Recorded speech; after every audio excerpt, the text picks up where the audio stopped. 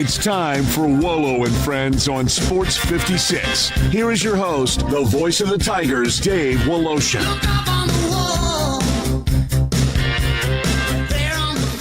Welcome on this Thursday. Major League Baseball is underway. The Grizz losing continues, but what a wonder. Wemby is. Pete Pranica is going to join us here in about 7 minutes or so. We've got baseball all over the place. The Yankees were winners last night in the opener over the Giants on Netflix. I did not see it. Somebody was telling me the picture wasn't exactly great.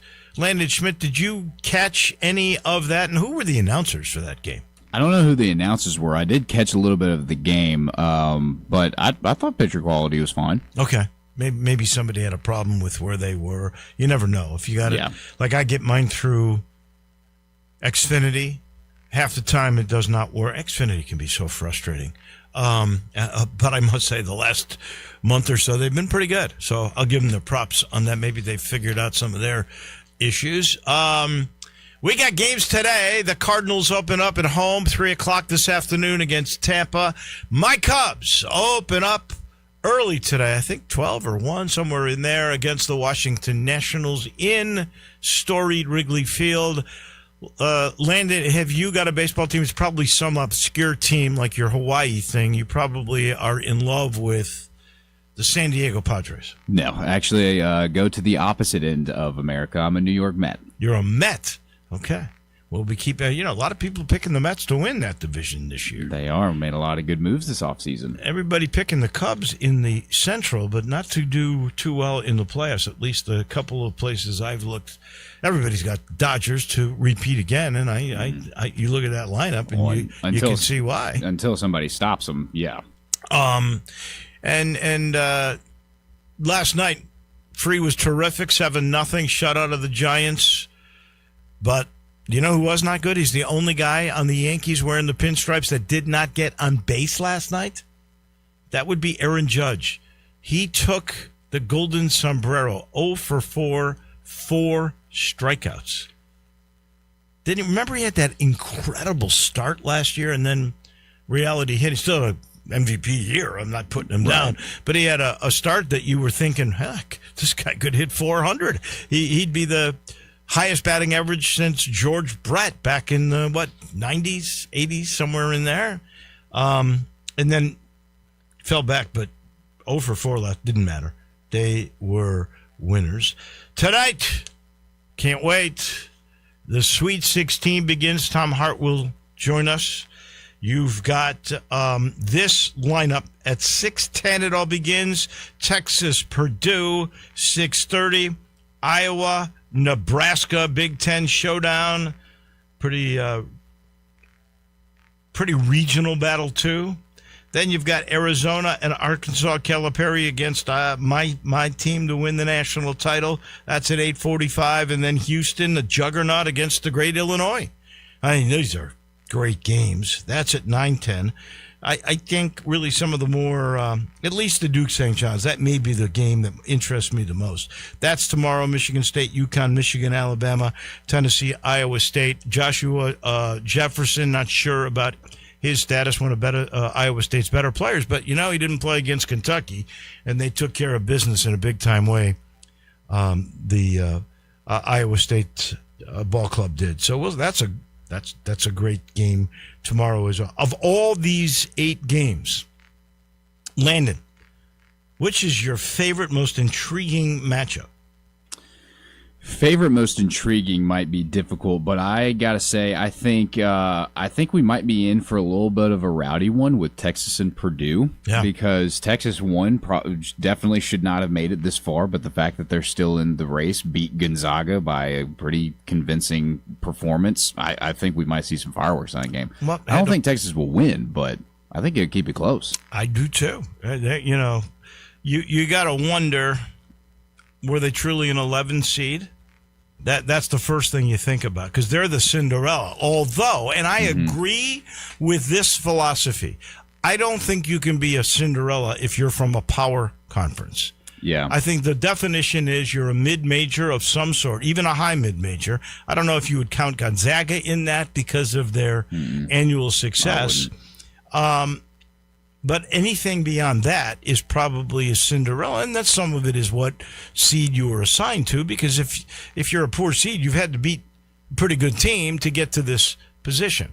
But Texas, SEC, I'm not sure. Their budget, hard to make them a Cinderella. Yeah, and I think rightfully so. The way that they ended their regular season, losing a lot of games down the stretch, put them in that bad situation. But NCAA tournament is hit, and they've come alive. So I think one to keep a close eye on. No, this is just going to be so much fun. I'm going to be glued like I always am. I mean, I love opening day because you got nonstop Thursday, Friday basketball all day. And, usually you see some crazy stuff. But let's face it, the great games always begin in the Sweet 16. There is not a bad matchup here. I think I was looking, and I don't even remember which it is. Michigan may be like at 6.5 points a favorite in that game, and I'm not looking at my stuff, so I'm guessing. I'm seeing it at 9.5. 9.5. So that's like almost every game is 1.5 to 3. Right. And you've got that one game. And who knows? Because Alabama can score if they hit threes. You never know. The flaw in the system that Natos has, as far as I'm concerned, is he doesn't play good defense. And I do believe you got to play defense to win the national title. We'll see. We're going to get into the Grizz game with Pete here in just about a minute or so, but they were never in the game last night. The battle with Wemby and G.G. Jackson, at least they had dunks on each other. That was interesting. Wemby, I don't know. I guess there's been a triple-double with blocks. He had 19 and 15 and 7 blocks. I mean, he changes a game. We'll get into that. Gigi had 20, but they traded dunks. And so the Grizz have lost 4 in a row, 12 of 13. They have only had 4 wins since the All-Star break. They are 23 and 48.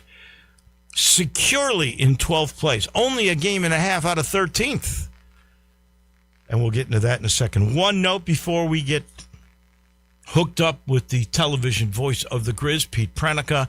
That is the news continuing to trickle out. And we heard this a couple of weeks ago, but the replacement for Joe Tomac as the executive director of the FedEx St. Jude Invitational looks like it's going to be Robert Miller, who's been working there. He's a good salesman. I know there have been people involved with the tournament that were hoping he would get the job. It looks like he will. As we sit in the Family Leisure Studios, and a reminder, the chemical sale is coming up. Today's the 26th. It's 3/26/26. I love that 26/26 stuff. But when April comes, chemicals will be front and center at Family Leisure. Right now, dwindling days of the floor model sale where you can get the big, deep discounts on those floor model in-stock hot tubs, swim spas, and cold plunges. Go see Lindsay. Go see Billy. Tell them we sent you. There's something in it for you. If you do, you'll love what you see. I-40 and Wooden Road, just a little north at Family Leisure. The voice of the television Grizz, Pete Pranica, joins us now. I think I heard on your broadcast this was a little like the Atlanta game last night. The Grizzlies just were never in it. They fell behind by double digits early and could not get out of the hole. Good morning to you.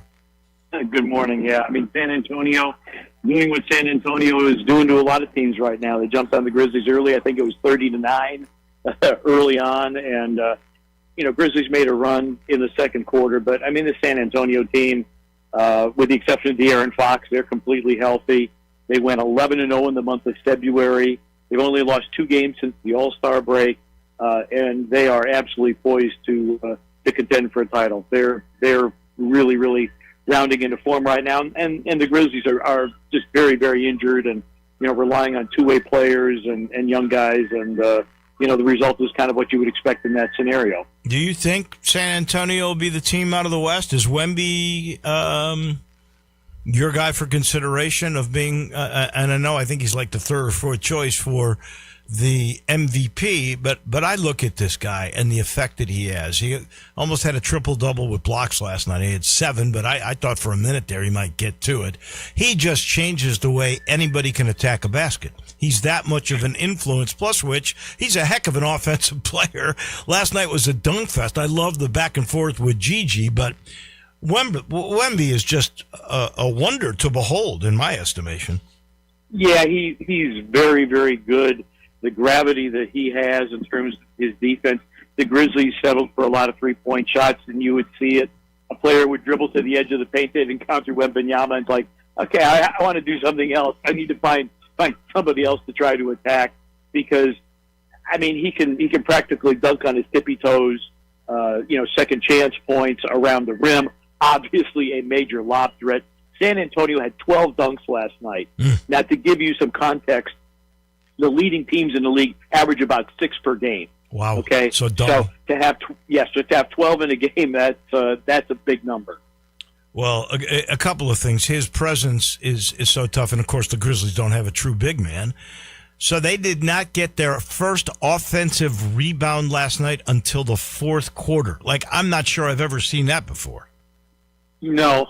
The only there was one time the franchise low for offensive rebounds in a game was 1, and coincidentally, it was also against San Antonio a few years ago.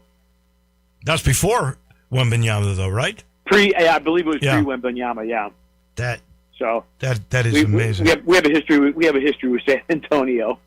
Yeah, I think it's the first they swept you this year, right? So that I believe. The Grizzlies got them. It's the only loss that San Antonio has had to a sub-500 team on the road was to the Grizzlies. De'Aaron Fox was blocked by Santi Aldama at the horn to preserve a 1-point win. Crazy. Well, it's going to be fun to watch. If SGA gets healthier and Anthony Edwards gets healthier, the West. Speaking of which, last night Minnesota had 7 guys out. Some of that was from fouling out toward the end of the game and injuries. They ended up down 13 points in overtime and came back with a 15-0 run to win the game. Mike Conley and Kyle Anderson played roles. I don't think I've ever seen a 15-0 run in OT. The Tigers actually did it against Tulane. They fell behind by 6, and they had a big run to win the game, one of the few high points of this year. In New Orleans, the last game of the regular season, but I don't think I've ever seen a 15-0 run in OT. Yeah, that was a crazy ending, and Mike Conley right now is kind of a break glass in case of emergency. Yeah. For them, and he came up big, and Kyle Anderson. That's the value of having these veteran guys that have been around. Remember, Kyle Anderson goes all the way back to some of the good days in San Antonio. So interesting. Houston's been really, really up and down, and it will be intriguing to see. Now they're going to come in, of course, tomorrow, and the Grizzlies will continue to be depleted roster-wise. But Houston, they've scuffled a little bit. They've lost their last 2, so I'm sure they will be looking to get things right tomorrow night. One other good story, Denver seems to be rounding into form, which is going to make the West playoffs so intriguing. Murray had 53 last night. The line on the Joker, 23 points, 21 rebounds, 19 assists. He almost had a 20-20 triple-double, which I think he's had before. But this was the first time a team ever had a 50-point scorer and a player with 15, 15, and 15. Woo, that's pretty heady stuff. Yeah, Denver is really good, and I think Jamal Murray, his continued emergence has been absolutely sensational. And the synergy with Murray and Jokic is a big reason why that you can't rule Denver out of any championship discussion. If there's a question about Denver, it may be once they go to the bench, how much do they really have? Aaron Gordon's health is going to play a role in that as well. At least in the playoffs, depth maybe is not as much of an issue because you're not playing any back-to-backs. You're going to have days off. But that would be my only question about Denver is, how good their bench would be. But you can't deny that Jokic and Murray, a sister to scorer combo, flip it one way or the other. Those two combination, either Jokic to Murray or Jokic to Murray, they're like two of the top 3 point producing duos in the league. Wow. A sister to scorer. We've had really good passing big men before, and I know we like to talk in exclamation points, but it does sure seem to me that Jokic is he's one of the, if not the best passing big man I've ever seen. I think in terms of volume, there have been others. I was fortunate to do Portland Trailblazer games with Arvydas Sabonis. Sabonis was one of the best passing big men I've ever seen, but he was deep in his career. He had a couple of ankle surgeries, and they had Damon Stoudemire, so they didn't rely on Sabonis really to initiate the offense. But as far as a skilled passing big man, Sabonis was outstanding. But in terms of sheer volume and the fact that Denver runs their offense through Jokic, the volume, the numbers are going to be a lot greater than they ever would have been for Sabonis. But, I take your point. Jokic he's one of one. Speaking of Portland Trailblazer, great bigs who could pass, to this day, I mean, because Jokic's style's a little different. There's never been, in my mind, a better guy to start a fast break with an outlet pass off of a defensive rebound than Bill Walton did on those great Portland teams that had Lionel Hollins was the point guard. Yeah, the lost art of the great outlet pass. Bill Laimbeer with Detroit was also great at defensive rebounding and getting an outlet pass up to half court and getting it into the hands of Isaiah Thomas. All right, back to the Grizz for a second. The news came out yesterday or the day before, I think it is. Ja re-examined and has to have platelets put in his elbow, and he is out. He's played 79 games in 3 years. That's about a third of the time he's been available. Not going to play the rest of this year. Not to put you too much on the spot, but it seems pretty apparent to me. We will not see him in a Grizzlies uniform ever again. Do you concur, or do you hold out hope that Ja can patch things up and that he could still be a Memphis Grizz next year? I don't have any inside track on information here, but it seems that the franchise will move on from him. Zach Kleiman said at the start of the season, this is a big year for Ja. Ja wanted an extension. And, it clearly this was not a big year for Ja Morant. And, I think that there's going to be a pivot, particularly when you see the results of the draft lottery and knowing how deep this draft is going to be. Now do you build around Jack Edey and Cedric Howard and Jalen Wells? That very well may be the tack that this Grizzlies team is going to take, and they're looking for players that can surround an Edey and a Coward and a Jalen Wells and go forward with that particular core. That seems to be the way this thing is headed. But I've learned being in this league over 30 years, never say never to anything. I hope they throw Ty Jerome into that mix. He's only 28. He's got 1 year left on his contract, right? I mean, he certainly seems to me to be a guy who is a consistent contributor. Yeah, without a doubt. And if he played a full year this year, he probably would have a career high. He averaged 12 a game last year for Cleveland in a bench role. I would love to have him here because he is creative. And the most valuable thing in our league right now, Wolo, is can you create your own shot? And Lord knows he can create his own shot as herky-jerky and off balance as it may appear. But he's a guy who can create his own shot, and he can create shots for others. Yeah, so he can pass. Certainly would be a valuable guy to have back. Yeah, I'm with you there. All right, last thing. I think we touched a little bit on it, but I'm going to ask for the Pranica wisdom here. It just seems so unfair for a guy like Cade Cunningham, who played 61 of like 68 or 69 games, has a severe problem health-wise with a collapsed lung, legitimate as it could be, might not be able to play anymore in the regular season this year. Obviously, that is a blow to Detroit. But it also means a guy who has a chance to be all NBA, certainly on some category that would get him a bonus in his contract, is not eligible because of the 65-game rule. Now, look, I am all for the 65-game rule if it means it gets players to play who would take off for load management. But I don't think it's fair to a player like Cunningham to be punished for legitimate injury reasons. What's the answer for the 65-game rule? It's a good question. It's one of those well-intentioned rules that had unintended consequences. Yeah. Because you want guys to play. But, to give you some context, to qualify for the league leaderboard in any statistical category, I think the floor is 58 games for an entire season. Huh. So, you'd fall off the league leaderboard with 58 games.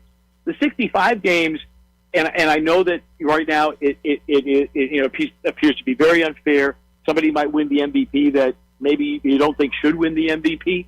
The fact of the matter is, Players Association agreed to this.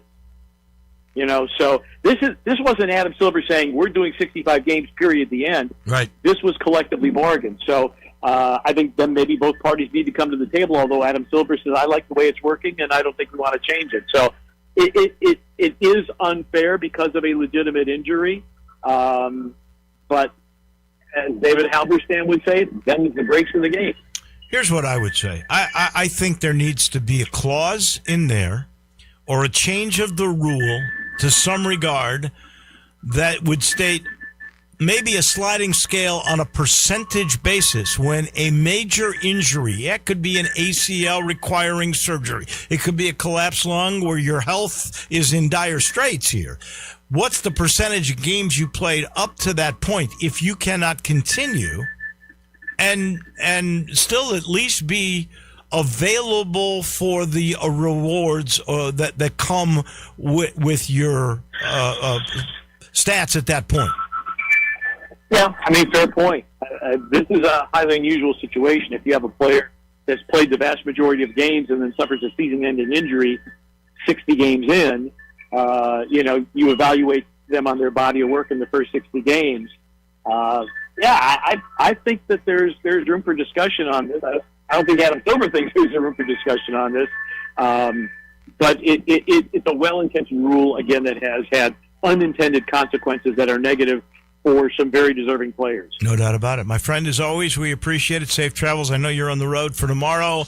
No, we're home. Oh, you're home? Team homestand. Oh, we're home for 6 straight, baby. So who have you? Wait. Is it Milwaukee tomorrow? I know it's somebody tomorrow. No, Houston. Houston tomorrow. Kevin and then Durant. Chicago on Saturday. Yeah. Okay. Very good. Pete, well, enjoy home. I hope you get to play some golf, and we will chat next Thursday either way. Sounds good. Thank you. That's Pete Prenica, TV voice of your Memphis Grizzlies. He's brought to you in part by Ken Garland, Custom Home Builders. Ken knows you're making a big decision. You're either building your dream home, maybe you've had land in your family you're not sure how to utilize, or you're in the market to purchase land to build that modern, beautiful palace you've been thinking about for years. There's nobody better than this third-generation building family. It started with Ken Sr. Ken Jr. runs it now. Williams is in the business, and they all have one thing in common.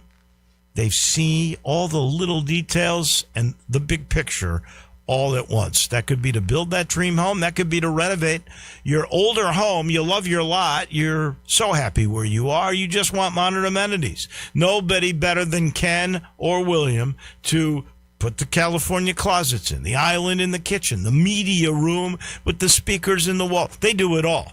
Go to kengarland.com. You'll see what they've done over the last 80 years. And remember this, with them, as they tell you in their own commercials, the job is never done. They're the people you can trust if you're building, if you're renovating. Ken Garland, Custom Home Builders. We head to Atlanta. Tom Hart from ESPN on the NCAAs and more. He comes your way in just a minute. Add a little fun to your lunch break. Join Johnny Radio for Sports 56 Happy Hour from 11 to 1 every weekday on Sports 56 and 98.5 FM.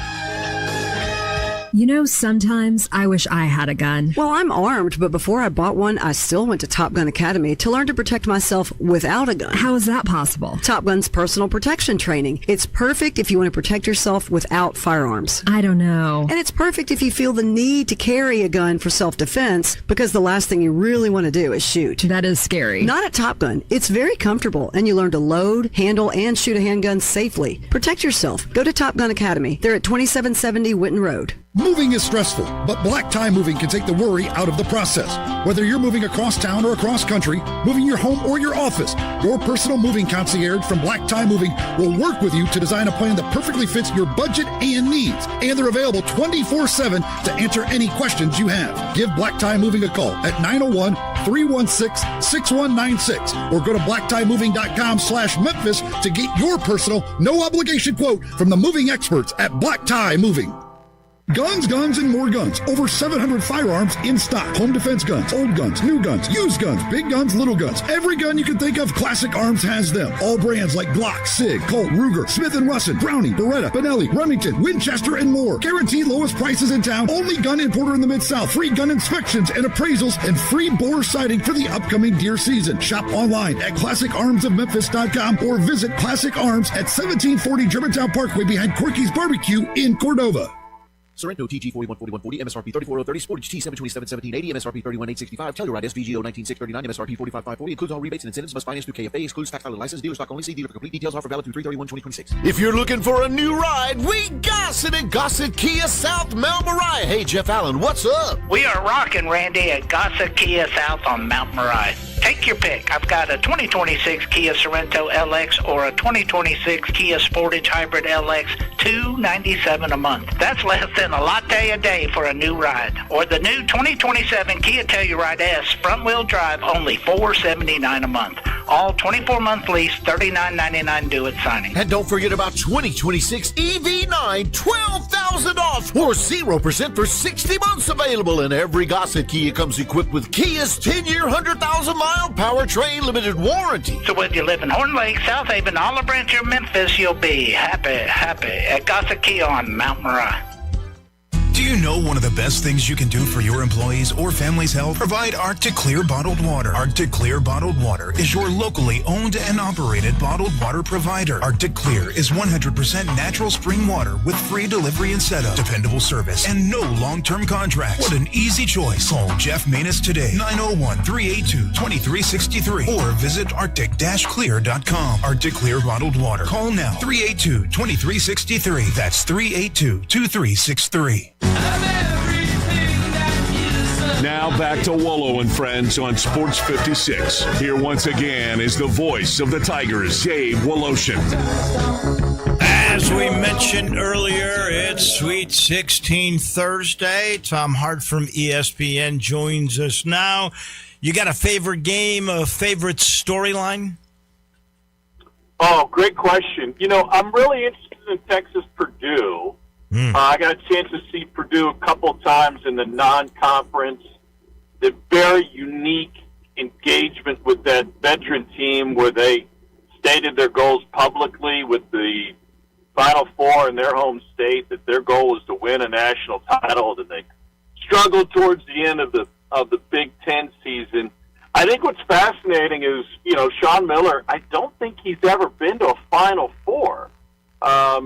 But he's got a unique team that has a lot of different offensive pieces, and Purdue has really struggled defensively, especially their, much celebrated backcourt. And so I think he's going to find a way with Jamal Mark and Jordan Pope to try to attack whoever Fletcher Lawyer is attempting to guard.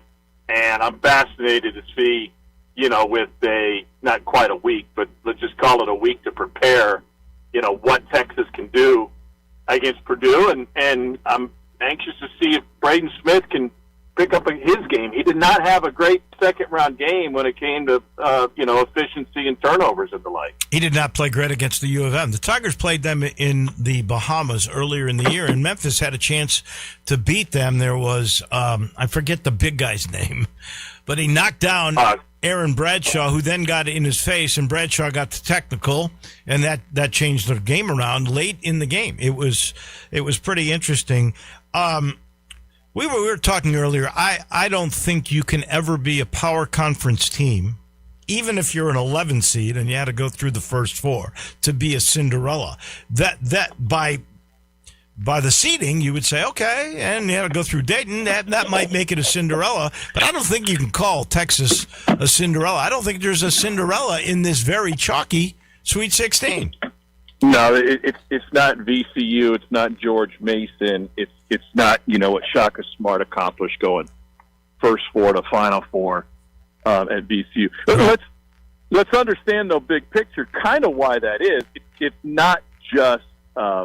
Although it's a big part of it, the portal and being able to take those players from the mid-majors, but it's also conference realignment, right? I mean, in years past, Houston was a mid-major.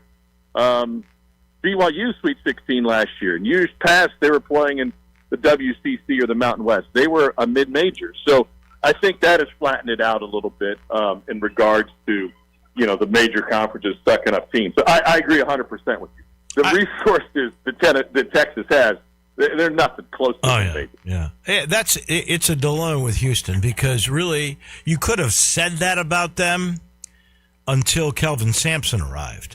You can't really say, in my mind, that Gonzaga with Mark Few, and that began with Monson years and years ago. Sure. You can't say that they're a mid-major because of their consistent success. What have they made, 27 straight tournaments or some crazy number? Yeah, I think when we throw around that term, it's really about resources. Shoot, High Point got a lot of attention.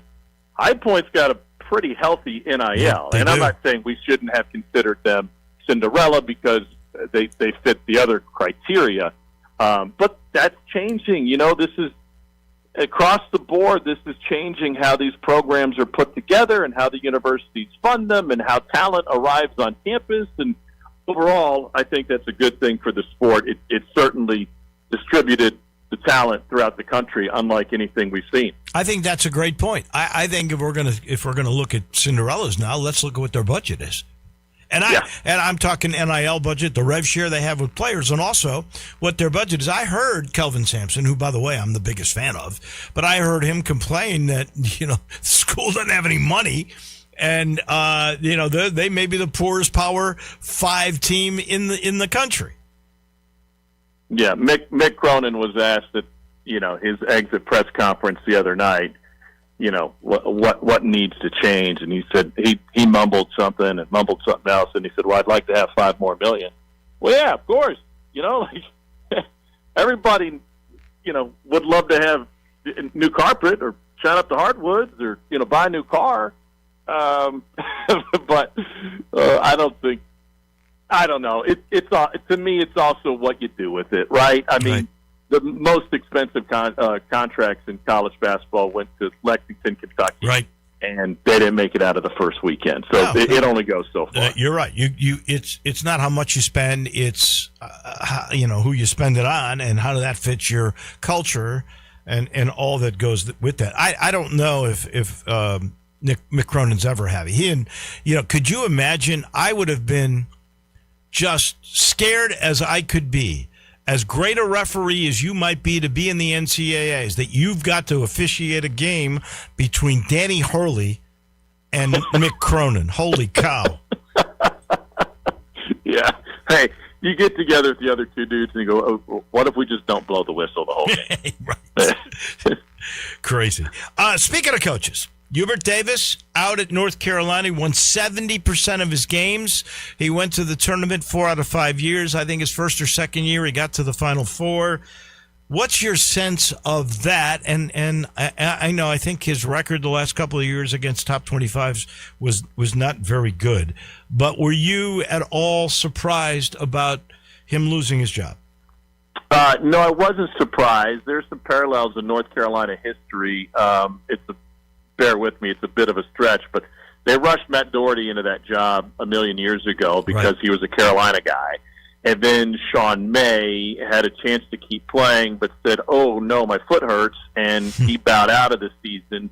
Well, we didn't know to call it opt-outs back then. And then lo and behold, that opened the door to show him the exit and bring Roy in, and the rest was history. If Carolina doesn't lose their best players, Hubert Davis still the coach. Right, probably. Yeah, that's what I think. You lose Caleb Wilson, Yeah. my goodness, he's got one hand tied behind his back. Yeah, and I think this is reflective of this new era. It used to be if you wanted to force a coach out, the athletic director would have to, talk to the big boosters and say, "Hey, can we raise this money to get him out? And how important is it to you?" Well, now you just, in addition to that, you turn off the faucet. And if enough of those boosters tell the AD, "I'm not giving another dollar to the program," you won't. That used to be a slow drain. Right? Well, okay, we've already built the practice gym. You're going to take your season tickets away? Sorry, we won't see you around. Can't use your private jet. No, now it's a direct impact immediately. You cannot go get those 2 players that I was going to fund. That this is going to hurt the program. And I think that's where decision makers, have that tough choice to make.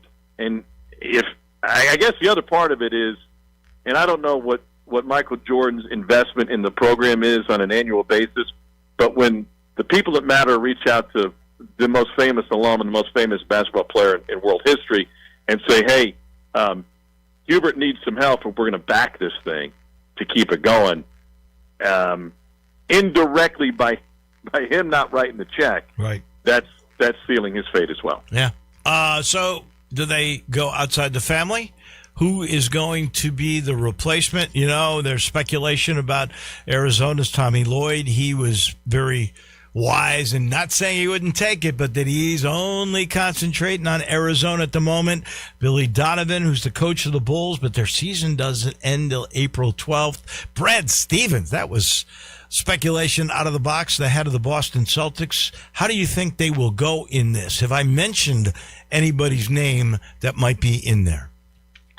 Yeah, I would, not up to me, but I think Billy Donovan is a fascinating focus, whether or not the timing works out. And by the way, staying inside the family hasn't necessarily worked for them, right? I mean, if I understand it correctly, his entire coaching staff are all Carolina guys, right? So all of the assistant coaches and people on that staff. I think Tommy Lloyd is a fascinating choice. I think a lot of people would leave their schools for North Carolina, but if he doesn't have the perfect relationship with his athletic director, that would expedite his willingness to move. I think there's some guys in the SEC that would be willing to listen to different schools, but I don't think North Carolina is going to come knocking on the door of the Todd Goldens, the Nate Oates. I think they're aiming a little bit higher from some of the off-the-field stuff, and it's not just about wins. But what did we have this year, Wolo? The Blue Bloods, Carolina, Kentucky, UCLA, none of them made it to the second weekend. There's another one that I'm missing here that would Carolina, Kentucky, Kansas, UCLA. Yeah.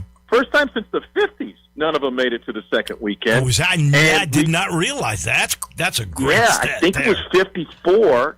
And we could have 2 of those jobs open because Bill Self has been non-committal with his health issues.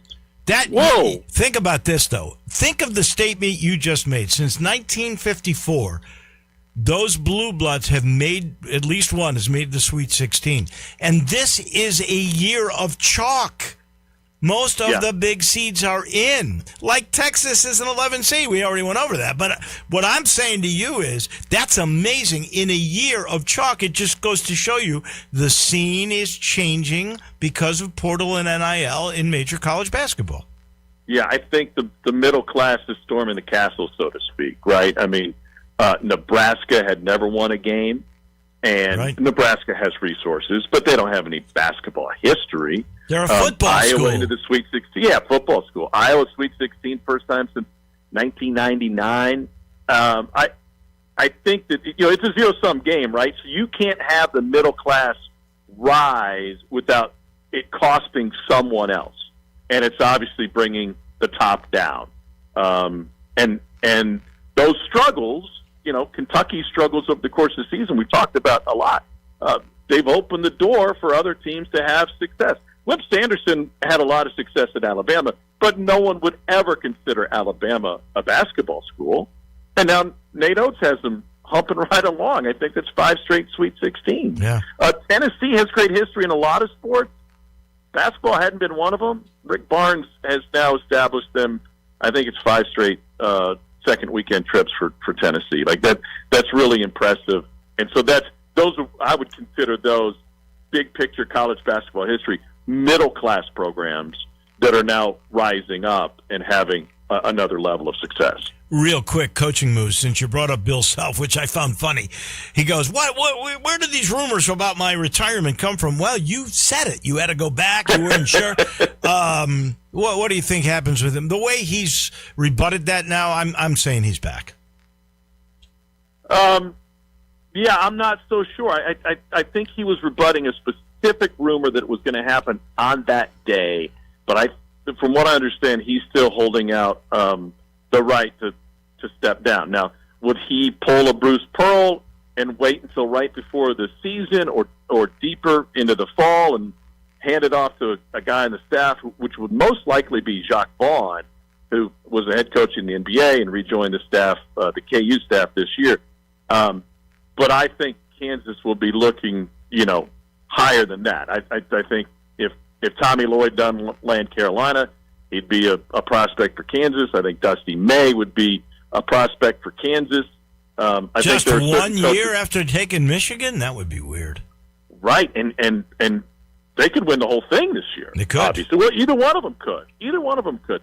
But it also goes to say that, you're not doing your due diligence as a head coach or his agent if you don't at least put feelers out that you would be interested in one of those blue blood jobs, because not only are you looking for a raise for yourself, but you need to raise money to have the best roster that you can. Michigan has done I don't know what their number is, but they've obviously done a sensational job of that with the roster that he's put together. But and those programs, even though Kentucky was rebuffed by a number of guys last year, Drew turned them down, obviously. Hurley turned them down. Generally speaking, those blue blood programs can go pick who they want from wherever they are. Last thing, and we got a minute. Hodgson to Providence. We thought he was going to Syracuse. They went with McNamara, Jerry McNamara, who was one of them. USF hires Chris Mack, who has been great everywhere except Louisville. Quickly, what do you think?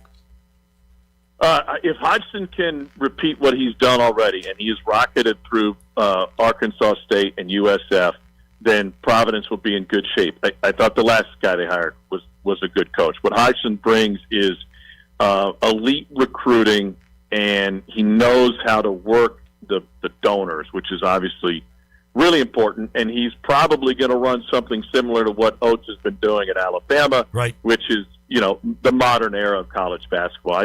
I think that's a really good hire, and I don't think Syracuse went wrong at all in bringing a guy back who's beloved. They need to reignite that fan base's passion, like we've talked about ad nauseum. It doesn't just fill the seats in the Carrier Dome, the biggest on-campus arena. It also ignites those guys who were around to watch Derek Coleman and Sherman Douglas as students who are now great business people who have the funds that they could support a team that needs the money to put together a good roster to win in the ACC. Always good stuff from ESPN's Tom Hart. Thank you, my friend. We'll talk next Thursday. All right, have a great weekend, Wolo. Good to talk to you. You too. That's Tom Hart. We take a break. The Hall of Famer Jarvis Greer is waiting downtown. We go there in just a minute. Start your day with Sports 56 Mornings with Greg Gaston and Eli Savoy. Weekday mornings from 7 to 10, right here on Sports 56 and 98.5 FM. Hi, fellas. Bill Russell at Russell Brothers Fine Jewelers. Christmas and Valentine's Day have come and gone, but you know that at some point you'll need to make your favorite lady happy on her anniversary or her birthday, or just because you want her to know how special and important she is. At Russell Brothers, we've been helping gentlemen for over 5 decades do just that. When a gift-giving occasion arises, we're here to help you. Magnificent diamond rings, beautiful necklaces, shimmering gemstone bracelets. So much to choose from, and the possibilities are endless. At Russell Brothers, you can always know that if you surprise her and she'd rather have something else, we're happy to exchange or refund your money within 30 days. Beauty, value, quality, and service are the things that set Russell Brothers apart from other jewelers. Come see us at Russell Brothers Jewelers, 4646 Poplar. Let us help you say you're the best to that wonderful lady in your life. Rick's Powder Coating, for a beautiful finish every time. Rick's Powder Coating specializes in automotive, ornamental, residential, and industrial coating. With 2 conveyor lines and the largest batch ovens in the Mid-South, Rick's can accommodate all of your powder coating needs. Locally owned and operated since 2002, Rick's Powder Coating will customize a beautiful finish just for you. Drop by or call to see how Rick's Powder Coating can bring color to your life. 901-367-2771 or rickspowdercoating.com. When you're vacationing in your RV, there are some things you can always count on. Taking the kayaks out on the lake, hot dogs on the grill, and your sister's boyfriend pulling out his acoustic guitar. Everyone quiet! Harrison's playing.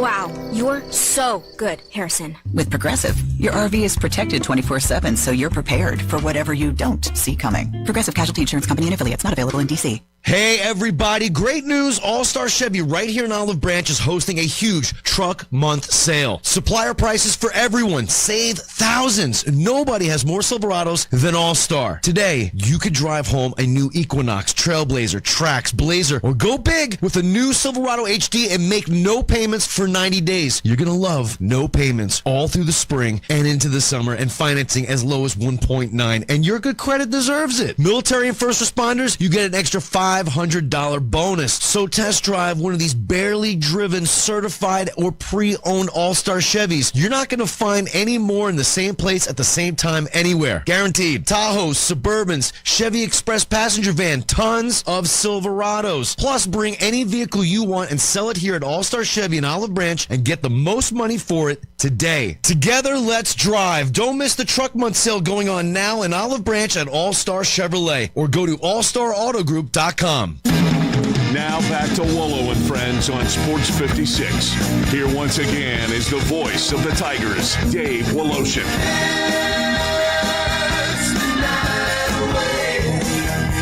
We always end our Thursdays with the Hall of Famer. That is Jarvis Greer, whose many hats include working for Grind City. And when we were talking earlier, Mr. Greer, you brought up this real problem the NBA has.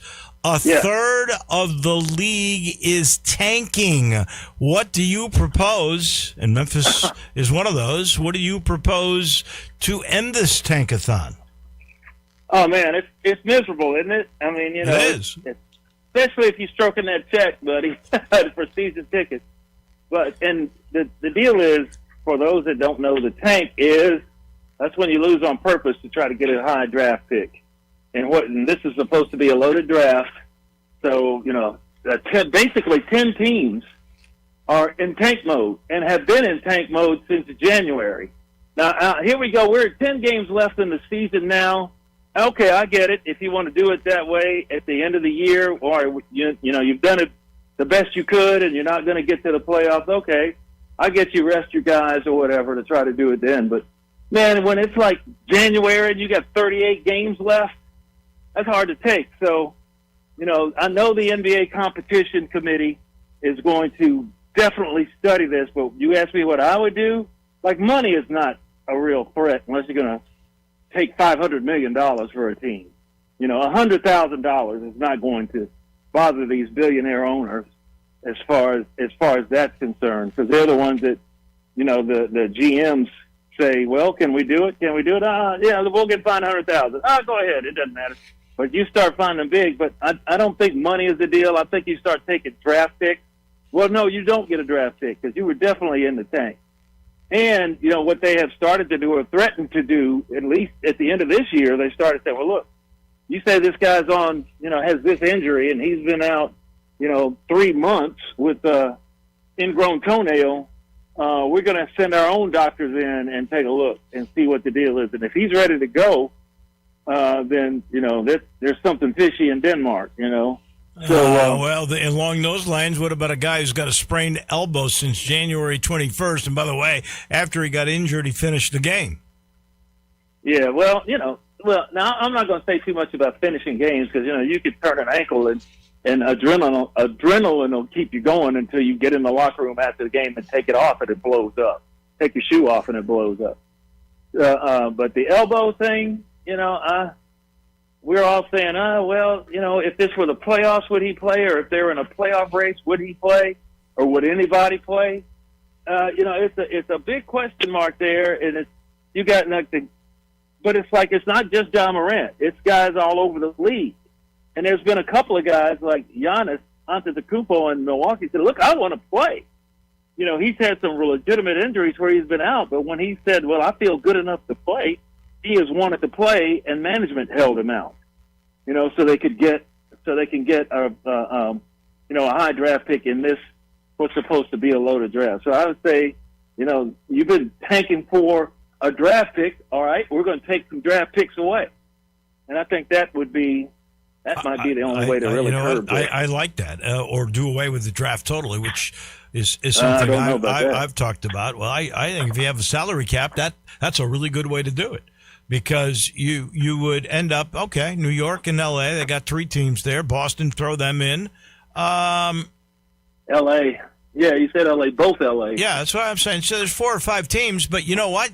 You can only sign 15 guys. And by the way, you only got so much money. So here comes a small market team like Memphis or like Milwaukee. And if they say, you know what, we think Darius Acuff is going to be the next superstar.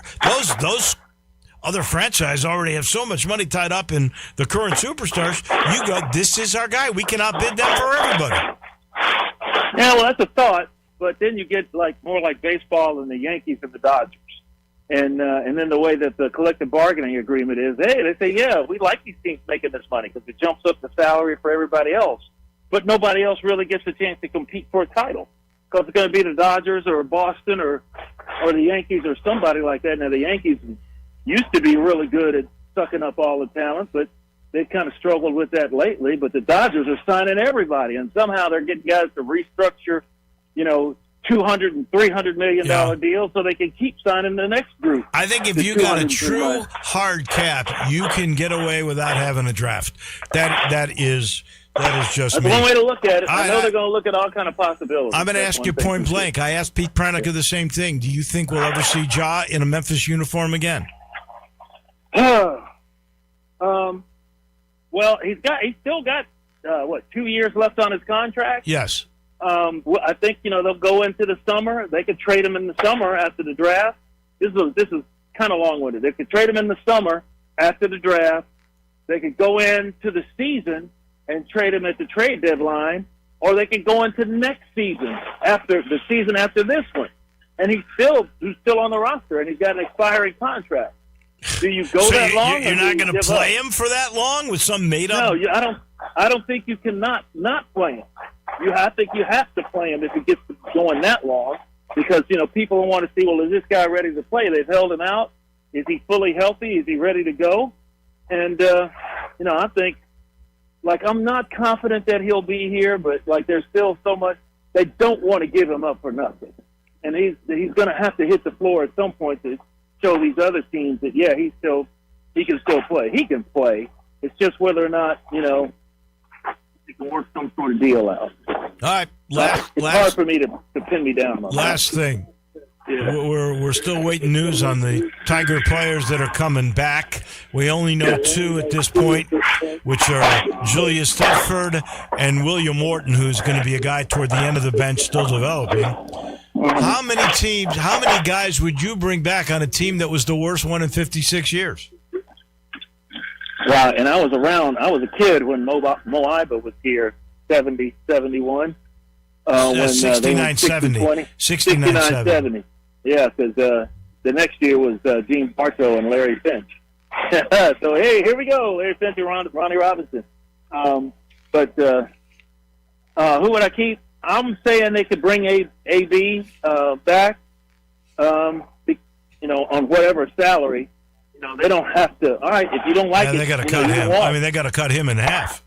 Yeah, and here's your role. Quante Berry is somebody I'd give a good look at because at least he's been in the system and he's shown flashes of knowing what to do. Majok. I think a lot of people have said Samuel Majok because he's only, 19? He won't turn. Oh, yeah. He's still really, really young. He's only really played the game for a couple of years. He's got to bulk up. You know what? Here's the thing about him. If you bring him back, which I'm for, you bring him back knowing he's not going to be great next year, but the year after, he could be a monster. Yeah.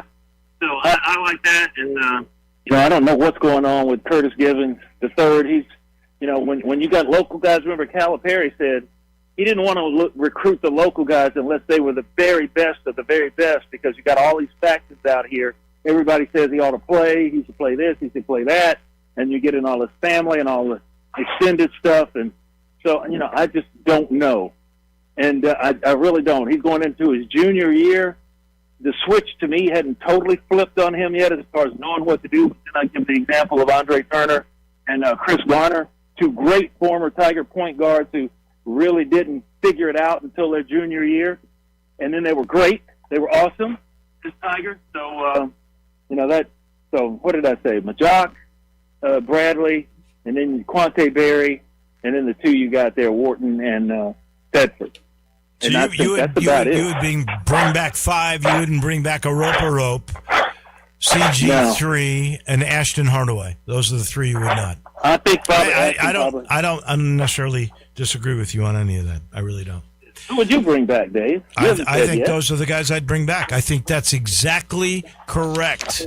The only other addition, great Hall of Fame minds think alike. Right? The only other guy I might think about would be CG3 if he could accept less money and not being a starter. Yeah, and know his role and accept. You're going to be the backup point guard. You'll get plenty of minutes, but you're not going to start. Yeah, and I don't know if he or his family will accept that. Well, if they get P.J. Haggerty, which there's rumors that that's a rumor, but still, if he comes back, he's the starter. So you cannot grouse about that. No, I am certain they're going to find a point guard they'll spend big money on that will be that role, and CG3 is going to have to accept that he's the backup. That could be a problem. We don't know. We really don't know. As always, my friend, I appreciate it. We'll talk next Thursday. Well, hope we learned something out of that. Anyway, we're at the end of the year. Here we come. It's going to be a great offseason. Here we come. Exciting offseason. There we go. Thank you, my friend. Okay. That's the Hall of Famer, Jarvis Greer, brought to you by another Hall of Famer. That's Shell Dunn. It's that time of the year again. He's on the loose, selling houses left and right. And that's what he's doing with golf balls, too, because he can't take time to practice. He's too busy selling homes. He devotes his time to taking care of his clients. That's why his listings sell so quickly, and they get good prices. Look at some of the testimonials at MemphisRelocate.com or any of his social media sites. He's got that successful strategic marketing program. It always means the difference as to how much you get and how quickly you get it. How quickly will you get to the closing table? He'll make sure it's very quickly. He says talk to 2 or 3 agents. Just make sure he's one of them, and then you'll be on your way. How do you get a hold of him? MemphisRelocate.com or 483-0546. That's MemphisRelocate.com or 483-0546. He gets the job done. That's why they call him Shell Dunn. Johnny Radio is about to get the job done. We'll see you tomorrow. We'll have the usual Andy Schiffman and also Jonah Dillon. That's tomorrow. Have a great day, everybody.